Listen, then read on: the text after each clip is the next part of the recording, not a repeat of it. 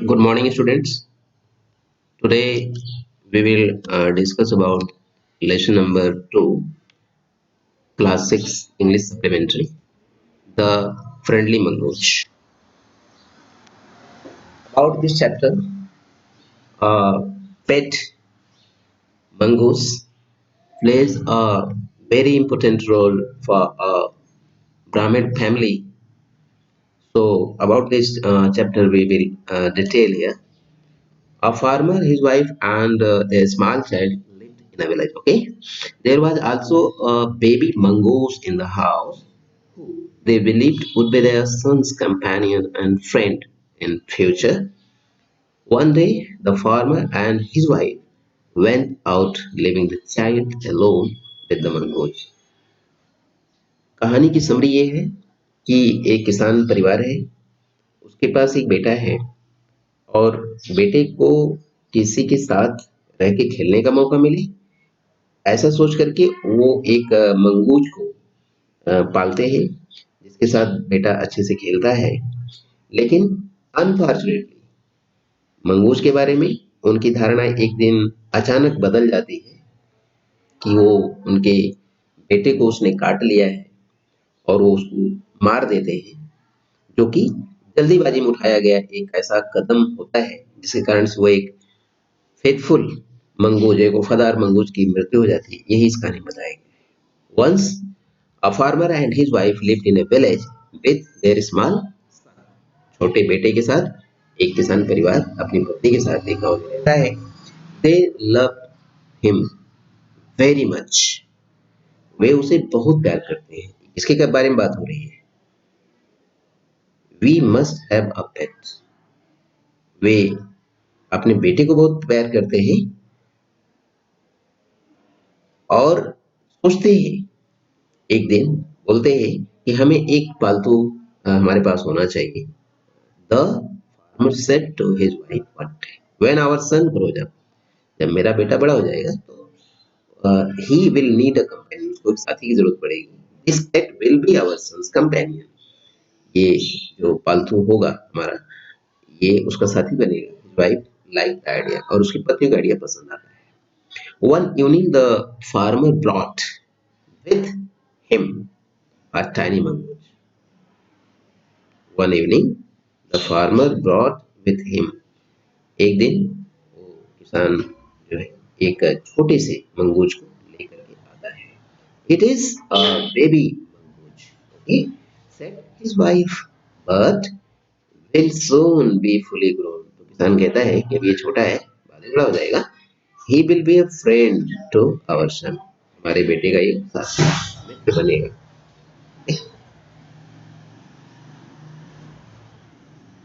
Both the baby and the mongoose grieve, धीरे धीरे दोनों बड़े होते हैं। In 5 or 6 months the mongoose had grown to full size, 5-6 महीने में मंगूज पूरे आकार का पूरा बड़ा हो जाता है।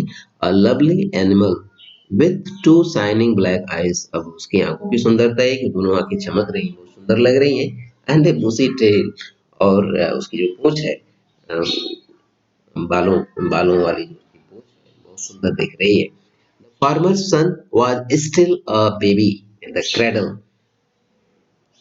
At this time, the farmer's baby is still in a cradle, का मतलब अभी वो बहुत छोटा है, वो उसमें पालने में भी खेलता है। Sleeping and crying alternately, कभी सोता है तो कभी चल रहा है। One day the farmer's wife wanted to go to market, एक दिन फार्मर की जो पत्नी है वो मार्केट जाना चाहती है। शी फेड द बेबी, उसने बेबी को दूध पिला दिया। And rocked him to sleep, और छोड़ दिया सोते हुए। In his little cradle, cradle होता है जिसमें बच्चा खेलता है, पालना जिसको कहते हैं।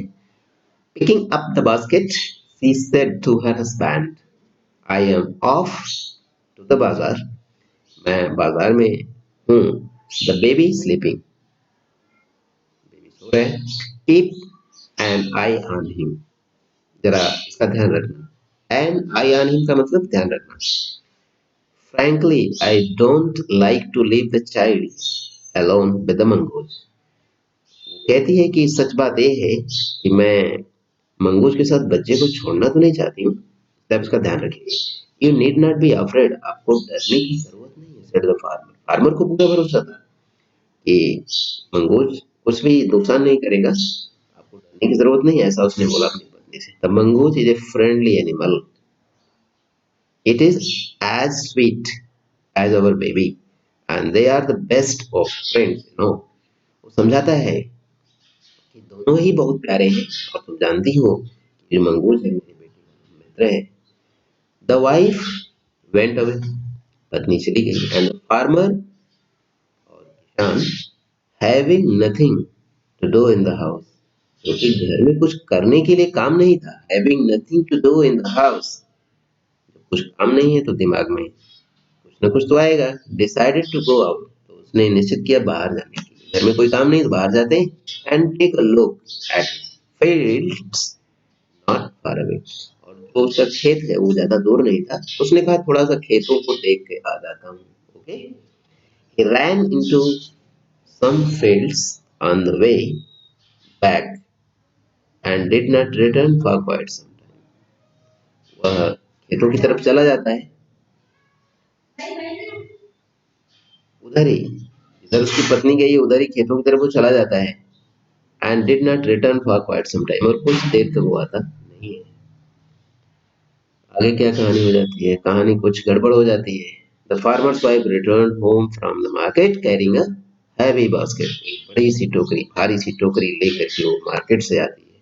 She found the mongoose at the entrance of the house with blood on his face and pause. Pause का मतलब उसके जो पंजे हैं उसके मुंह में खून लगा हुआ है।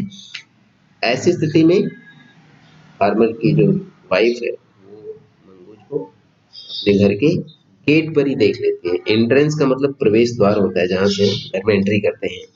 सी jumped to the conclusion, jumped to the conclusion का मतलब तुरंत निष्कर्ष निकाल लेना। जम्प्ड का मतलब कूदना नहीं होता है।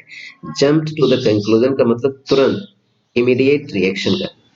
That is what her son's blood, उसको लगा कि मेरे बेटे का ही ब्लड इसको लगा है, इसने मेरे बेटे को खा लिया है। And the mongoose was the guilty one, और ये मंगूज दोषी है।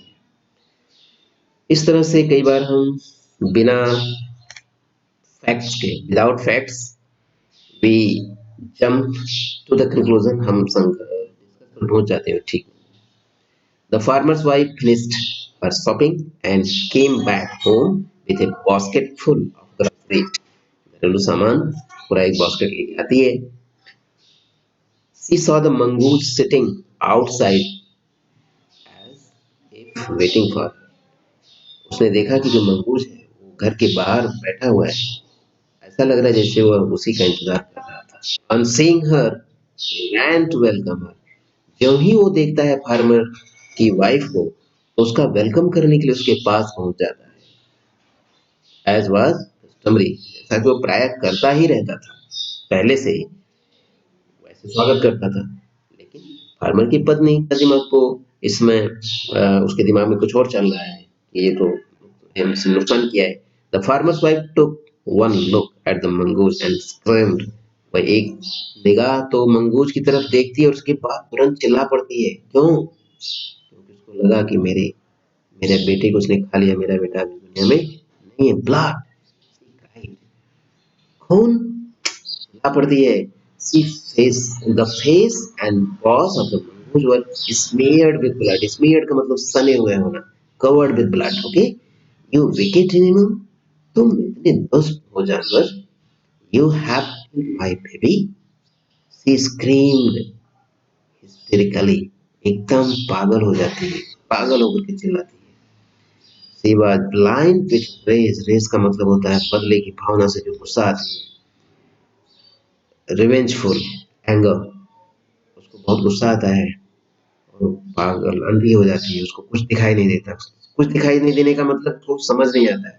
What should I do, and with all her strength, और पूरी शक्ति के साथ क्या करती है, ब्रॉट डाउन, फेंक देती है heavy basket full of groceries on the blood smeared mongoose, खून से सने हुए उस मंगूस के ऊपर वो पूरा का पूरा टोकरी उठा के दे मारती है। And ran inside to the child's cradle, और इसके बाद हो जा करके अपने बच्चे को क्रैडल में देखने के लिए जाती है।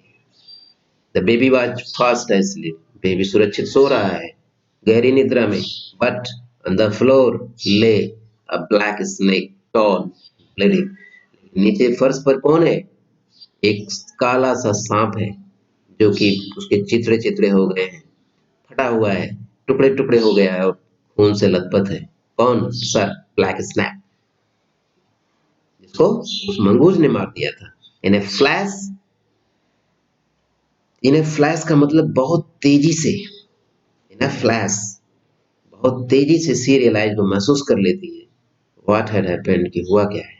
बाद में समझती क्या हुआ। She ran out looking for the mongoose, दौड़ करके बाहर जाके मंगूज को देखती है, कहती है ओह क्या कर दिया हमने, यू सेव्ड माय चाइल्ड, आपने मेरे बच्चे को बचाया। यू किल्ड द स्नेक, आपने सर्प को मार दिया। व्हाट हैव आई डन, और उसके बाद मैंने क्या किया, मैंने बहुत गलत किया। She cried touching the mongoose, mongoose को छू करके चिल्लाती है।